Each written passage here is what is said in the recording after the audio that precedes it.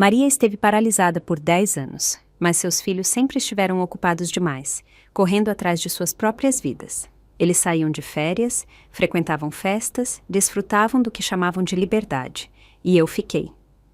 Não podia ir embora. Eu era quem a acompanhava dia e noite, cuidando de todas as suas necessidades. No final, ela deixou todas as suas propriedades para os filhos biológicos. Eu herdei apenas a casa velha e desgastada na rua principal, em Rio Claro. A filha de Maria, Laura, nunca perdia a chance de me lançar um comentário sarcástico. Para ela, eu não passava de uma simples empregada doméstica, alguém fácil de ignorar, indigna de qualquer reconhecimento. Respeito era uma moeda que ela nunca se dava ao trabalho de gastar comigo, mas ao começar a limpar aquela casa antiga, encontrei coisas que jamais esperei. Naquela manhã, a luz do sol entrava pela janela, lançando um brilho suave no rosto de Maria. Sua pele parecia um pouco mais radiante que o usual. Mesmo assim, até falar exigia dela um esforço enorme. Com um sussurro, ela perguntou se eu podia preparar um bolo de frango. Limpei seu rosto, massageei seus braços e pernas, tudo isso enquanto ela me encarava, como se quisesse dizer algo mais, algo preso no espaço entre nós. Na cozinha, pus mãos à obra, amassando a massa, temperando o recheio, medindo tudo com as mãos. Mas, ao olhar para trás, notei que o olhar dela havia se desviado para o teto, fixo, imóvel. Quando o bolo esfriou um pouco, cortei-o em pedaços pequenos e alimentei lentamente, um bocado de cada vez. Ela mastigava devagar, como sempre, e muitas vezes demorava para terminar uma refeição. Mas aquele dia foi diferente. Seu apetite me surpreendeu. Normalmente, ela mal comia alguns pedaços, mas hoje devorou o prato inteiro e até pediu um caldo quente. Ela o tomou em pequenos goles, em silêncio, mas presente. Você está com um apetite danado hoje, comentei, com um risinho suave, metade para ela, metade para mim. De alguma forma, aquele momento trouxe um estranho consolo. Mas, às 1h52 da madrugada, acordei com uma sensação estranha. A mão dela estava fria. Em pânico, me inclinei para verificar sua respiração, mas não havia nada, apenas o eco do silêncio. Não tive escolha senão me deixar levar, com o coração despedaçado enquanto sussurrava com a garganta apertada. Maria, mãe. Ela se foi poucas horas depois de comer seu bolo de frango favorito. Às 9 da manhã, Laura entrou como um furacão. Assim que cruzou a porta, disparou. O que você fez? O que deu para a minha mãe comer? Por um instante, quase perdi o controle. Você acha que eu fiz algo com ela? Depois de todos esses anos, quando foi que você realmente se preocupou com ela? Enquanto você vivia sua vida, eu estive ao lado dela por 10 anos seguidos. E agora você aparece só para me acusar. Minha voz tremia de raiva, ficando mais aguda a cada palavra. Laura respondeu com frieza. Se você não tivesse algum motivo escondido, por que ficaria todos esses anos? Fiquei parada, encarando-a em silêncio, com os olhos fixos nos dela. Algo no meu olhar deve tê-la incomodado, porque ela se calou imediatamente. O marido dela estendeu a mão e segurou seu braço, claramente tentando acalmar a tensão. Ele se virou para mim e disse: Clara, se você tem um pingo de decência, cale a boca e garanta que Maria tenha um funeral digno. Assim que o funeral terminou, começaram as brigas pela herança. Era um caos. Vozes altas, discussões azedas, nenhum sinal de luto. Na sala, dividiram várias casas. Cada um ficou com uma das propriedades geminadas e os R$50.000 restantes foram divididos ao meio. Às vezes, a frieza da natureza humana corta mais fundo que o vento de inverno. Maria teve uma vida difícil, criando sozinha seus 3 filhos. O marido dela morreu em um acidente com apenas 41 anos, e ela lutou para sustentar a família em uma modesta fazenda de milho nos arredores, cuidando de hectares sozinha. 10 anos atrás, um derrame a deixou paralisada. Naquela época, meu marido, Caio, já havia nos abandonado, desaparecendo sem deixar rastros. Naquele tempo, Laura e o irmão dela, Bruno, ainda eram menores. Como esposa de Caio, não hesitei. Assumi o cuidado da mãe dele. Cuidei de tudo, e quando eles finalmente cresceram e começaram suas próprias vidas, simplesmente me deixaram com toda a responsabilidade e nunca olharam para trás. Claro que senti ressentimento em alguns momentos, afinal, era a mãe deles. Como podiam ser tão distantes? A indiferença deles fazia meu sangue ferver. Prometi a mim mesma que seguiria em frente, nem que fosse só para provar que estavam errados. Mas agora, vendo-os se destroçarem por dinheiro, sem uma única palavra de agradecimento após uma década de cuidados, eu me senti uma completa piada. 10 anos de dedicação, e ainda assim eu não chegava aos pés dos filhos biológicos. A amargura queimava meu peito, impossível de ignorar, mas eu não queria me tornar mesquinha ou ingrata, porque Maria realmente tinha um coração bondoso. Desde que me casei com Caio, ela me tratou como filha.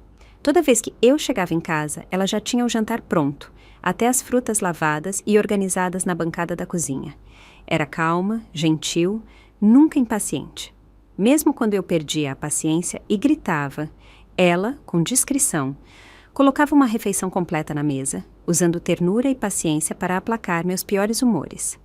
Sua graça muitas vezes superava a da minha própria mãe. Nas festas, ela colocava um dinheirinho na minha mão e dizia: "Vai comprar algo bonito para você."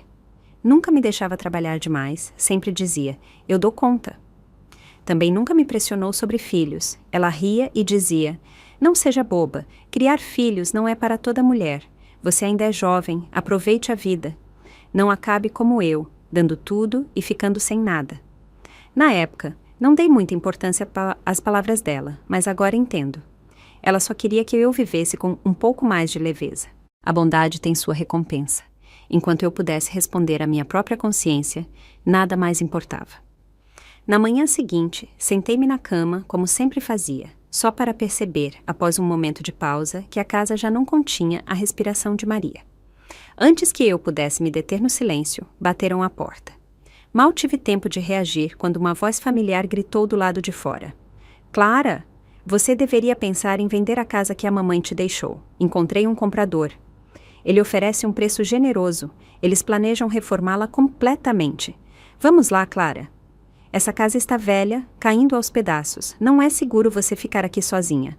Por que não se muda e pega o dinheiro enquanto pode?" Era Bruno, o filho mais novo de Maria, aquele que raramente aparecia. Nem me dei ao trabalho de olhar para ele. "Não vendo", disse firme. "Agora, por favor, vá embora." "Clara, só estou tentando ajudar. Tem uma boa oferta na mesa. Laura já vendeu a casa dela ao lado. Ela é mais esperta que você, sem dúvida.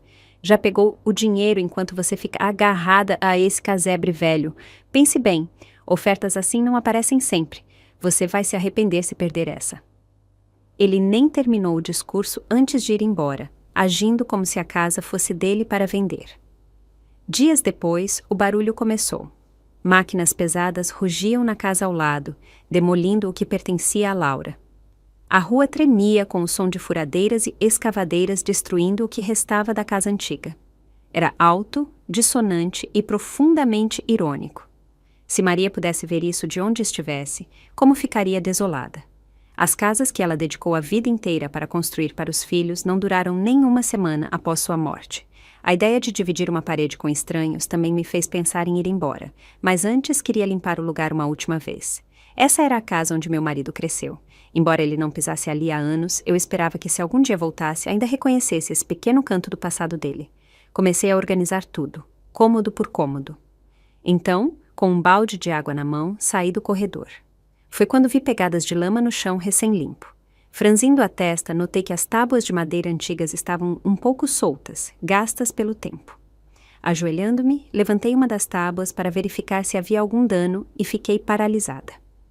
Sob o assoalho, escondido em um espaço oco, havia um monte de notas de R$ 100.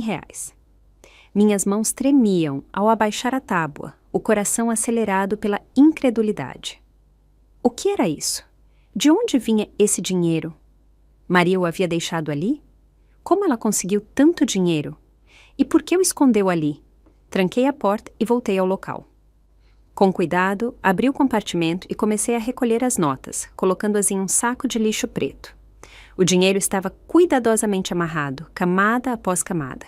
Levei 2 horas para contar tudo. R$ 300 mil em dinheiro. Ao estender a mão para fechar as tábuas do chão, vi um envelope amarelo no canto. Dentro havia uma nota pequena e amassada, escrita com a letra trêmula de Maria. "Querida Clara, esse dinheiro é para você. Pare de esperar por Caio. Ele não vale a pena. Viva a sua vida, querida. Sempre pensei em você e sempre quis o melhor para você. Minhas mãos tremiam ao segurar a nota. Um nó se formou na minha garganta e eu não consegui dizer uma palavra. Foi nesse momento que realmente aceitei que Maria se fora e a corda que eu mantinha-se esticada dentro de mim por 10 longos anos finalmente se rompeu.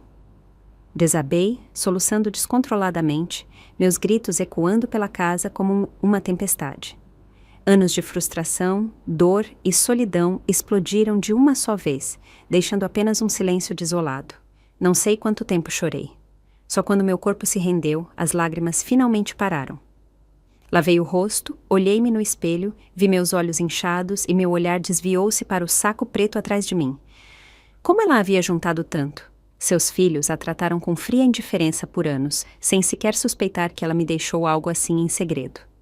As casas pelas quais brigaram valiam no máximo 30 mil reais cada uma, mas ela me deixou 10 vezes esse valor em dinheiro.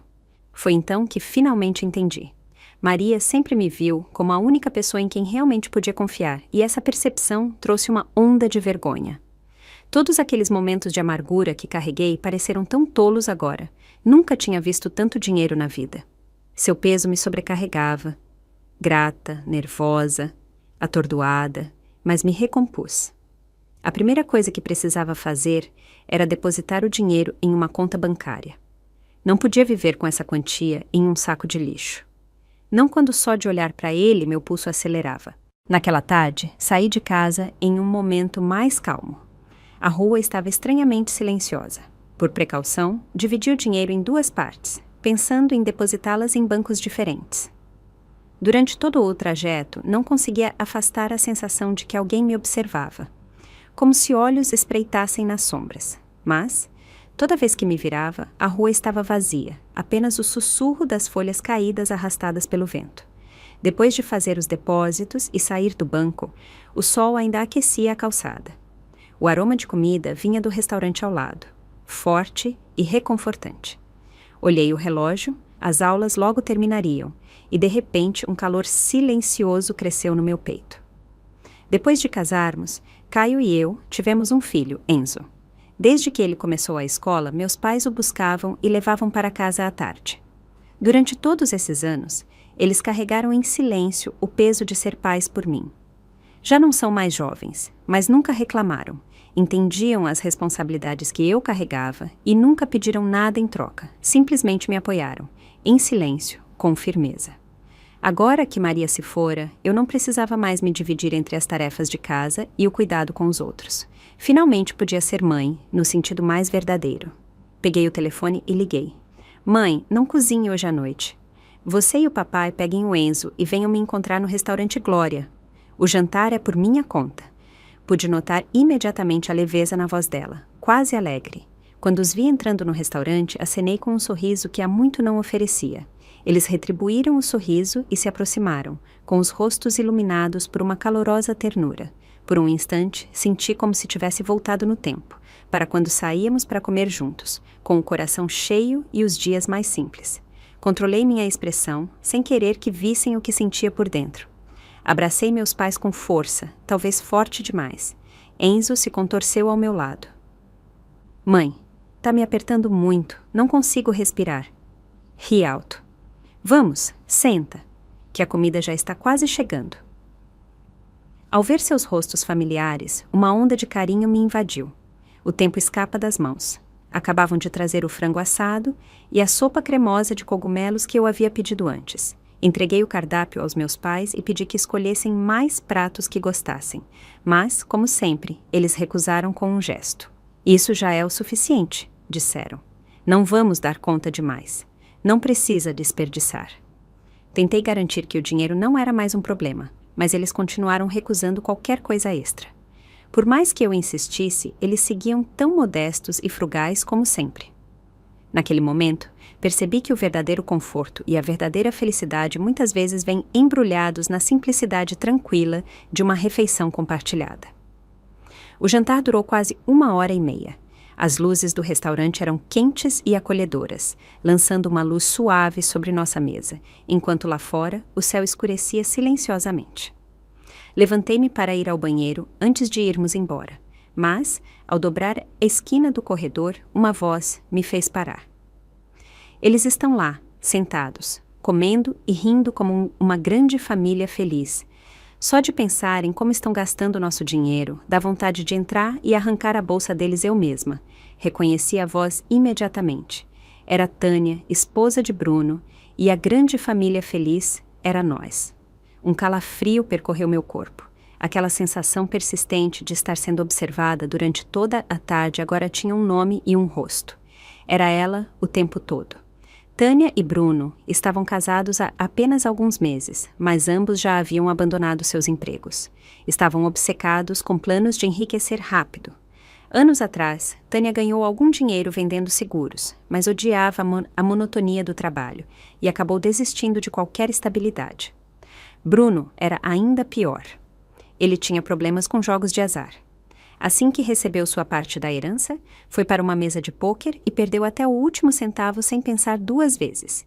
Tânia ficou grávida recentemente. Mas, entre seu estilo de vida errático e hábitos pouco saudáveis, a gravidez não vingou. Você sabe que sua mãe era incrivelmente parcial, ouvi Tânia dizer, fervendo de ressentimento. Você é filho dela, e ela só te deixou aquele casebre velho, mas o dinheiro deixou para aquela estranha. Caio provavelmente está morto em algum canto, e se Clara se casar de novo, esse dinheiro vai sumir. Você precisa encontrar um jeito de recuperar esse dinheiro, talvez mexendo com Enzo, se é que me entende, insistiu ela com a voz aguda. Você tá louca, respondeu Bruno. É meu sobrinho, não podemos machucá-lo. Então você vai ficar parado, vendo Clara gastar todo o dinheiro da sua mãe? Houve uma pausa. Então Bruno disse, tá bem. Fique de olho na rua. Eu fico por perto deles aqui dentro. Não deixe passar a chance. A essa altura, minhas mãos estavam suadas. Peguei o celular e apertei o botão de gravar em silêncio, capturando cada palavra. Então, dei meia volta e corri de volta para a mesa. Mãe, pai, disse com suavidade. Por que vocês não vão para casa um pouco mais cedo? Vou chamar um carro. Enzo e eu temos algo para resolver.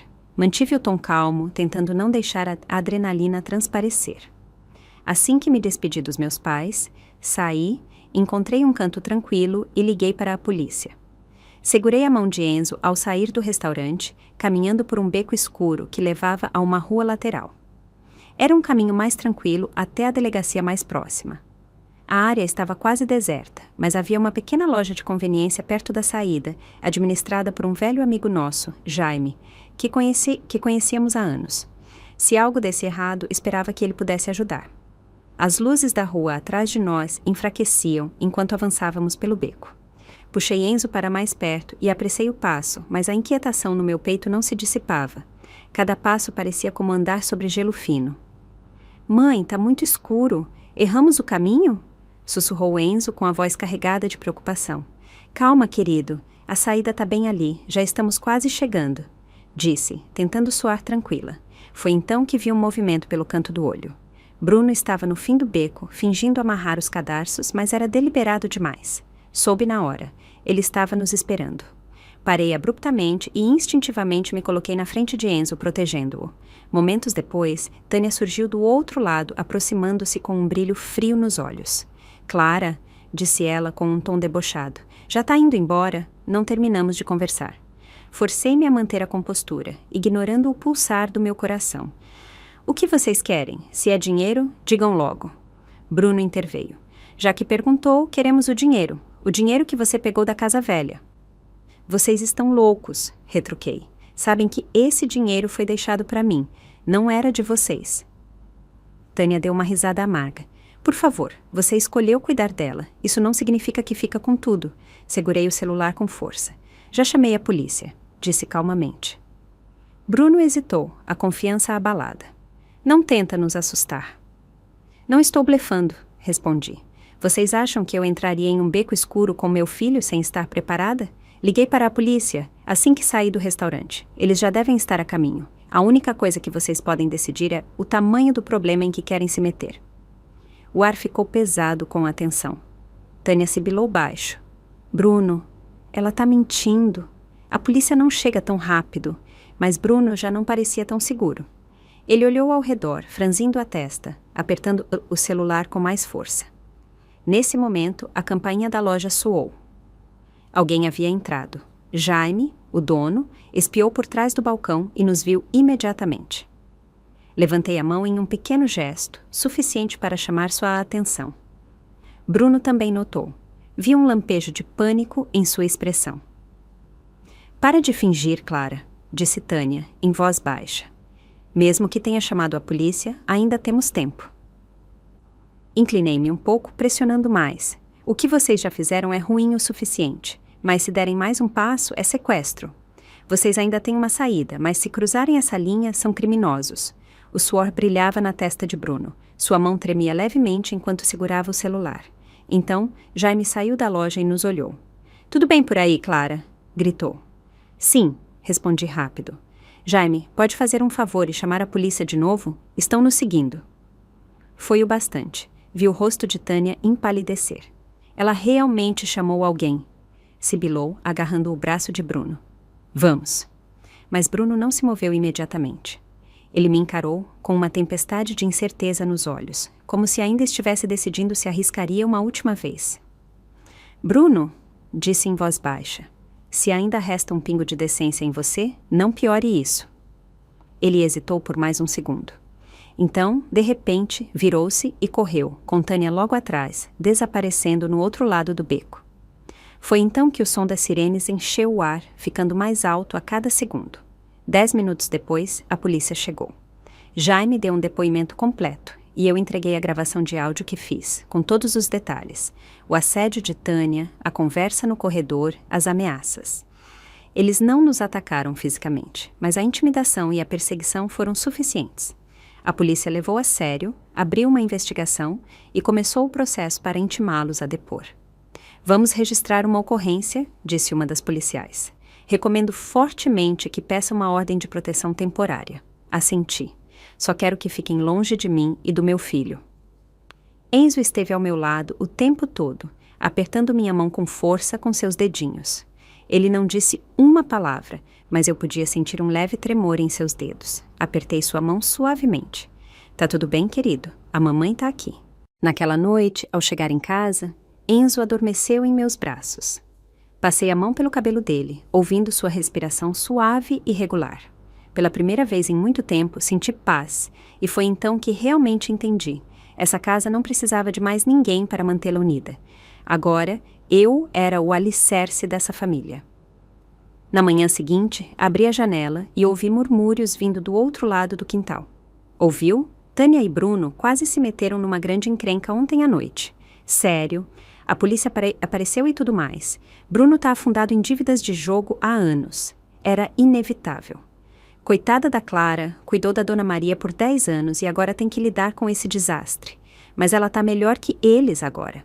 Com o dinheiro que a Dona Maria deixou, ela não precisa trabalhar um dia a mais se não quiser. Não saí, não respondi. Fiquei perto da janela, ouvindo as vozes se dissiparem à distância. Essa cidade era pequena. Tão pequena que cada onda se tornava uma maré ao chegar ao último canto. Eu não precisava explicar nada, não precisava dizer uma palavra. Cedo ou tarde, todos saberiam a verdade.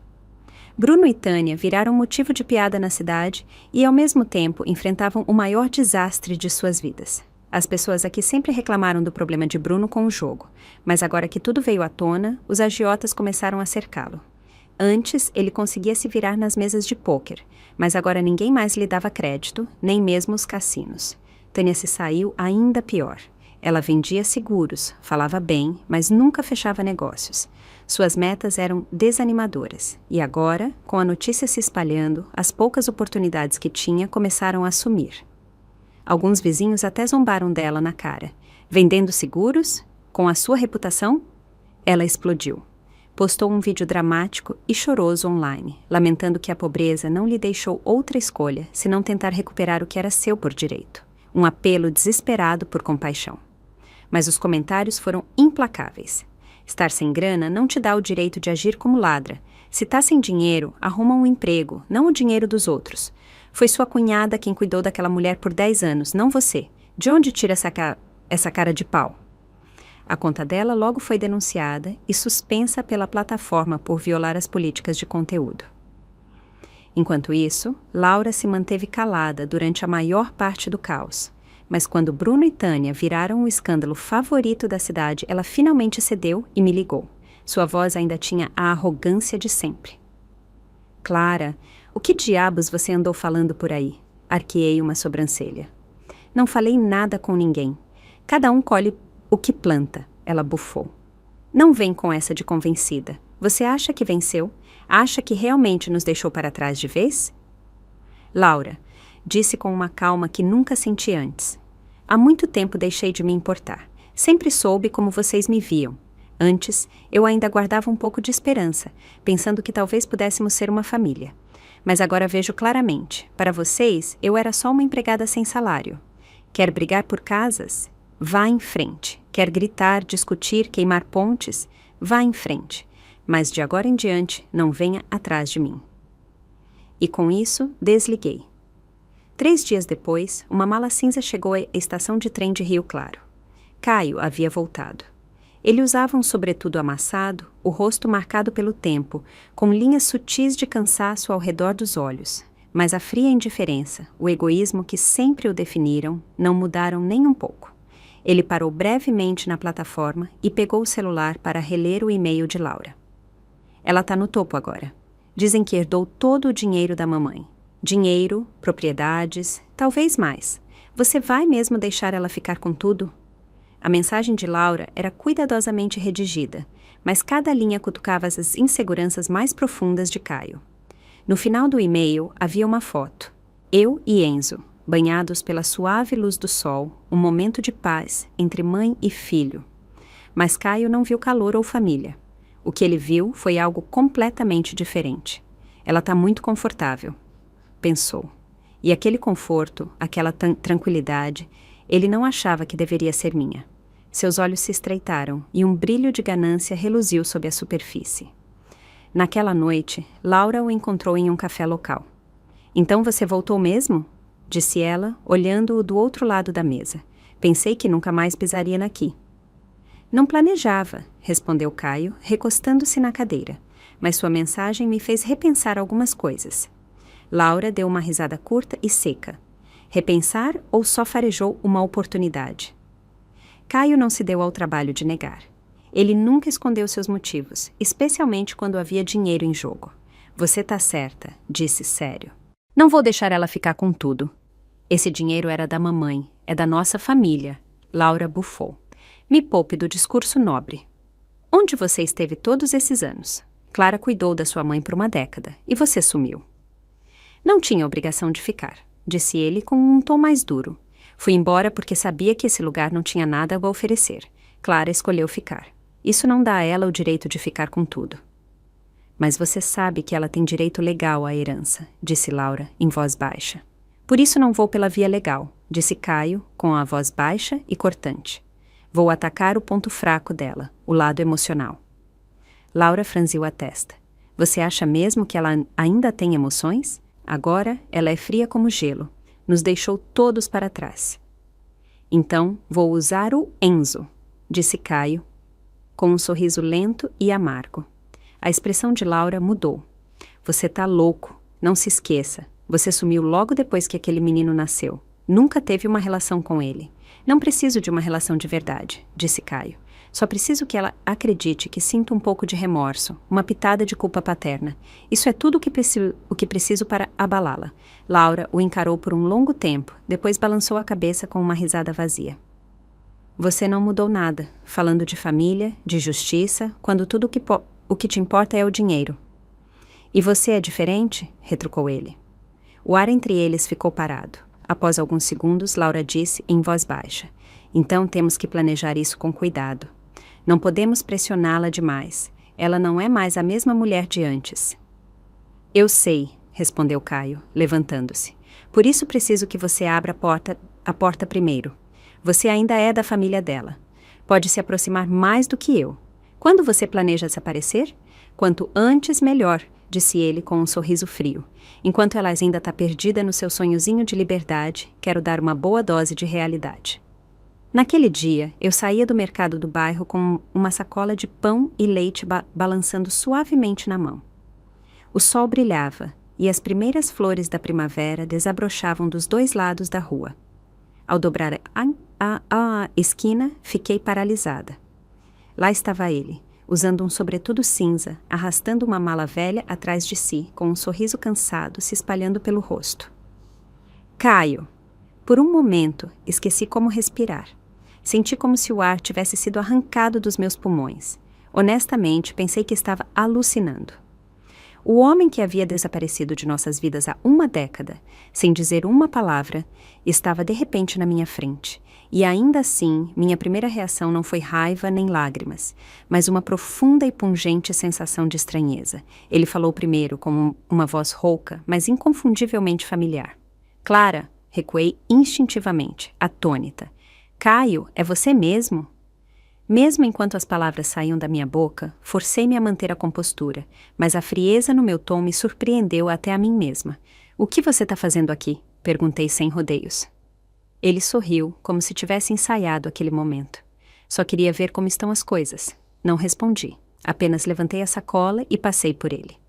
Sentia as costas rígidas como pedra e nem me atrevia a olhar para trás. Pelo canto do olho, vi ele parado ali. Não me seguiu, não disse mais nada. Não me virei, não porque não quisesse, mas porque não ousava. Naquela noite, estava na cozinha cortando batatas, mas minha mente não parava de repassar o rosto dele. Ele tinha mais cabelos grisalhos, rugas mais profundas ao redor dos olhos, mas aquela indiferença vazia e familiar não havia mudado nada. Me transportou diretamente para uma vida que eu achava que tinha enterrado há muito tempo. Enzo estava sentado na sala, montando um quebra-cabeça, completamente alheio à tempestade que se formava logo abaixo da superfície. E então me dei conta. Ele nem se lembrava de como era o pai. 10 anos. Caio esteve desaparecido por 10 anos, e eu superei todas as tempestades. Cuidar da mãe dele, criar um filho sozinha, enfrentar cada adversidade em silêncio. Sua súbita reaparição não foi apenas uma intrusão, foi como um tormento lento e preciso. 2 dias depois, Caio apareceu na minha porta. Não o deixei entrar. Ele ficou na varanda, com as mãos nos bolsos, tentando parecer um velho amigo em busca de redenção. Clara, não vim causar problemas, disse. Só quero ver o Enzo, talvez a gente possa conversar um dia. Encarei-o por um longo tempo antes de falar. Não temos mais nada para conversar. Não vim para aceitar nada, disse ele rapidamente. É que esses últimos anos também não foram fáceis para mim. Quero assumir alguma responsabilidade. Uma risada amarga escapou de mim. Agora você se lembra que é pai? Eu sei que errei, disse ele em voz baixa, mas quero mesmo consertar as coisas. Não me movi. Mantive a voz firme. O que você acha que pode oferecer não é o que nosso filho precisa, e o que quer que tenha te trazido de volta, eu vou descobrir logo. Caio não voltou nos dias seguintes, mas eu sabia que ele ainda estava na cidade. Vi ele comprando mantimentos, sentado calmamente na praça, até rondando perto da saída da escola de Enzo na hora do recreio. Mãe, disse Enzo uma tarde ao chegar em casa. Um homem me parou hoje e disse que era meu pai. A cabide que eu segurava escorregou um pouco na minha mão e um forte calafrio percorreu minha espinha. O que você disse a ele? Perguntei, acalmando minha voz. Disse que não me lembrava dele, respondeu Enzo, dando de ombros. Ele disse que eu pareço muito com ele, mas acho que não, e o sorriso dele era meio esquisito. Ajoelhei-me ao lado dele e segurei sua mão com carinho. Querido, se você o encontrar de novo, não tem problema ser educado, mas não precisa falar muito, tá bom? Enzo assentiu, embora eu pudesse ver as perguntas começando a se formar em seus olhos. Naquela noite, o telefone tocou. Era Laura. Então, viu o Caio? Seu tom era casual, como se estivesse perguntando sobre um vizinho que se mudou. Você sabia que ele ia voltar? Perguntei. Minha voz ficou mais fria na hora. Não, disse ela após uma pausa. Ele só queria ver o filho dele. E acrescentou como se fosse uma ideia tardia. Ele não é má pessoa, Clara. Não se dê ao trabalho de fingir, respondi em voz baixa. Ele sumiu por 10 anos sem uma carta, uma ligação, e agora aparece do nada. Você realmente espera que eu acredite que isso é algum tipo de reunião familiar? Clara, não é tão preto no branco. Ele ainda é o pai do Enzo, não é? Não respondi, mas na minha mente uma suspeita começava a tomar forma, cada vez mais clara e forte. Caio não voltou por acaso. Ele desapareceu por uma década inteira, como se tivesse evaporado da face da terra. E agora, Logo após a morte da mãe dele e eu herdar o dinheiro, sua reaparição não era coincidência. Se seu verdadeiro motivo era o dinheiro, eu precisava me preparar antes que ele fizesse o próximo movimento. E mais do que nunca, eu tinha certeza de que ele não voltou sozinho. Ele e Laura provavelmente estavam juntos nisso, conspirando desde o início. Lá fora, o vento sacudia as persianas. Respirei fundo. Caio tinha voltado, mas dessa vez eu não seria a ingênua que seguia os outros aonde quer que a levassem. Eu não era mais a Clara de 10 anos atrás. Ultimamente, Laura vinha aparecendo na minha vida com mais frequência, tanto que estava ficando impossível ignorá-la. Ela não falava mais com aquele tom condescendente de sempre, nem era sarcástica ou arrogante. De repente, virou atenciosa. Trouxe bolos, me convidou para tomar chá, até se ofereceu para me ajudar a organizar minhas coisas antigas na casa. Você já tem muita coisa para lidar, criando o Enzo e organizando a mudança, disse, com um sorriso gentil. Só quero te dar uma mãozinha, afinal somos família. Mas eu sabia que não era bem assim. Aquela súbita simpatia não parecia bondade, mas estratégia. Laura não era do tipo que amolecia sem motivo. Cada gesto gentil, cada oferta casual de ajuda era uma sondagem sutil, uma agulha testando minhas defesas. Naquela tarde, estávamos sentadas na sala da casa velha. Eu limpava uma prateleira quando ela perguntou casualmente: "O que você pretende fazer com este lugar? O mercado está bem agora. Você poderia lucrar bastante se vendesse." "Ainda não decidi", respondi, sem sequer levantar os olhos. Ela tentou de novo, com um tom ainda leve. "Se você realmente gosta daqui, poderia guardar a casa para o Enzo." Quer dizer, era a casa da avó dele. Talvez um dia, quando crescer, ele queira voltar para visitar. Não respondi, apenas ofereci um leve sorriso. Percebendo que eu não estava mordendo a isca, ela mudou de assunto. "Por sinal, o Caio não para de me dizer o quanto você mudou ultimamente." Levantei os olhos. "Claro que mudei." Laura riu suavemente. "Ele não disse isso com má intenção. Só que você ficou muito forte, cuida de tudo sozinha. Talvez não fosse ruim dividir o peso com alguém de vez em quando." Ela nem tentava mais esconder. A insinuação era clara e, naquele momento, entendi exatamente por que ela estava rondando tão perto. Estava preparando o terreno. Eles queriam voltar para a minha vida aos poucos, esperando o momento certo para agir. Naquela noite, sentei-me sozinha na varanda por um longo tempo.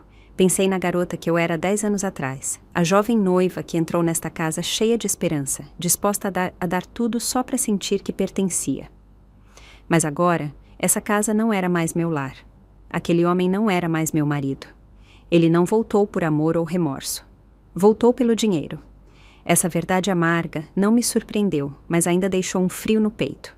No dia seguinte, levei Enzo à biblioteca infantil da cidade. Sentamos na área de leitura e ele folheava calmamente um livro ilustrado sobre galáxias e o espaço. Eu o observava do outro lado da estante, notando o olhar tranquilo e concentrado em seu rostinho.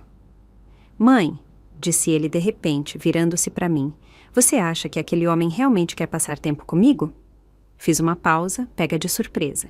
"Ele fica me perguntando o que eu gosto, o que eu quero", disse Enzo sério, "mas nunca pergunta como foi meu dia." Meus olhos ardiam. "Querido, você gosta dele?" Perguntei suavemente. Ele balançou a cabeça e voltou ao livro.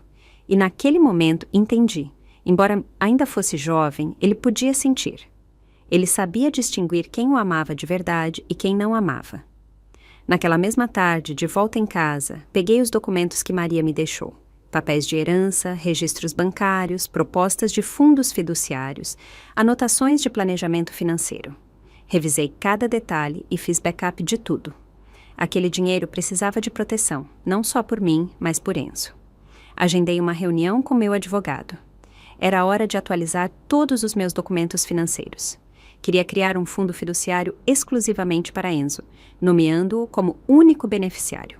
Adicionei uma cláusula explícita de exclusão de tutores, impedindo legalmente que terceiros, incluindo o pai dele, acessassem ou influenciassem a conta. De qualquer forma, eu não ia esperar Caio fazer seu movimento. Eu já tinha feito o meu. Até que tudo viesse à tona, eu não tinha intenção de confrontá-los diretamente. Continuaria vivendo, sorrindo, até aceitando a gentileza de Laura e o remorso fingido de Caio. O que eles não sabiam era que eu não estava mais seguindo o roteiro deles. Cada movimento que faziam, eu já estava 3 passos à frente. Esperaria com calma e paciência até que a máscara finalmente caísse. A brisa do final da primavera começava a trazer um calor inquieto, e eu podia sentir que Caio estava cada dia mais impaciente. Durante semanas, ele manteve a fachada, controlado, educado, até prestativo. Se aparecia no caminho de Enzo voltando da escola, me trazia um café de vez em quando, fazia o papel do ex bem intencionado em eventos comunitários. Era tudo tão natural, como se ele realmente quisesse fazer parte da vida do filho. Mas eu sabia que não era verdade. Tudo aquilo era uma encenação. Ele estava esperando que eu baixasse a guarda, que o deixasse entrar, que finalmente abrisse a porta para aquele dinheiro. O que ele não sabia era que a porta já estava trancada. Naquele dia, recebi uma ligação do banco. Olá, senhora Clara Mendes. Recebemos uma solicitação do senhor Caio Mendes, que afirma ser o tutor legal de Enzo Mendes. Ele solicita acesso aos dados do fundo fiduciário e apresentou um pedido para iniciar um saque. Meus dedos ficaram brancos ao redor do telefone. Ninguém está autorizado a acessar essa conta, disse com calma. O fundo foi criado comigo como única fiduciária, e há uma cláusula que exclui explicitamente o pai dele de qualquer autoridade financeira. Houve uma breve pausa antes de a voz do outro lado responder, agora firme e formal. Entendido. Revisamos os documentos. Tudo está em ordem. Não se preocupe. O controle está em suas mãos. Desliguei o telefone, não com satisfação, mas com uma firme sensação de resolução. Caio finalmente fez seu movimento. Menos de 30 minutos depois, meu advogado me enviou uma cópia da carta oficial de recusa do banco. Ela descrevia as condições do fundo com clareza e concisão, endereçada diretamente a Caio. Ao solicitante, conforme os desejos do fundador do fundo e os termos contratuais, você não tem autoridade sobre este fundo. Não apresente mais solicitações inválidas. Quase podia imaginar a expressão no rosto de Caio enquanto lia. Ele calculou tudo, exceto o fato de que eu não era mais a mulher que ele podia manipular. No dia seguinte, Laura apareceu na minha porta. Assim que entrou, foi direto ao ponto. Você esperava por isso tudo, não é? Não respondi. Apenas coloquei um copo d'água na mesa. Ela apertou a mandíbula. Você é cruel. Isso não é crueldade, disse com calma. É proteção. Ela me encarou, mas sua voz não tinha a força de antes. Você acha que venceu? Caio não é de desistir fácil. Ele pode lutar o quanto quiser, disse em voz baixa, mas nunca vai conseguir um centavo. O que vocês tentam tirar de mim nunca foi de vocês para começo de conversa. Laura se levantou abruptamente, com um tom cortante. Não se ache tanto. Sorri levemente. Não estou. Vocês é que pensaram que isso seria fácil. Ela bateu a porta ao sair, deixando um rastro de amargura e frustração no ar. Alguns dias depois, vi Caio do lado de fora do mercado. Ele parecia ter envelhecido 10 anos. O rosto abatido, o olhar nublado pela fadiga e pela derrota. O homem que um dia saiu desta casa com o peito estufado e a confiança transborda agora era uma sombra desgastada de si mesmo. Ele me viu e deu um passo hesitante para a frente. Depois parou, inseguro. Fiquei parada, observando-o calmamente. Você venceu, Clara? Disse ele em voz baixa, a voz rouca e com um nó na garganta ao pronunciar as palavras. Respondi com serenidade. Você foi ganancioso demais. Isso nunca foi uma competição. Você simplesmente nunca entendeu que algumas coisas não se conseguem com força ou manipulação. Ele baixou o olhar para o chão. Demorou um momento para falar novamente. Pensei que talvez ainda pudesse segurar alguma coisa. Você teve uma família inteira um dia, disse em voz baixa. Foi você quem foi embora. Se não tem nada lá agora, foi por sua escolha. Caio não discutiu, não implorou, não suplicou. Sua vontade de lutar tinha se esgotado. Ele ficou na cidade por mais alguns dias, depois arrumou suas coisas discretamente e partiu. Sem despedidas grandiosas, sem dramas, apenas desapareceu, como fez anos atrás. Laura nunca mais apareceu. Aqueles que se esforçaram tanto para desmantelar minha vida finalmente haviam ido embora para sempre. Dias depois, comecei a me envolver em atividades comunitárias. Por tantos anos, gerenciei tudo sozinha, em silêncio, invisível, com a cabeça baixa. Mas agora eu estava me revelando. Não para agradar ninguém, mas porque finalmente percebi que tinha todo o direito de escolher a vida que queria. A biblioteca local precisava de voluntários, e eu me inscrevi. A associação de bairro precisava de ajuda para organizar eventos, e eu fui arrumar as mesas e pendurar as decorações. O Centro de Arte Infantil pediu pais para ajudar e me tornei uma das assistentes regulares.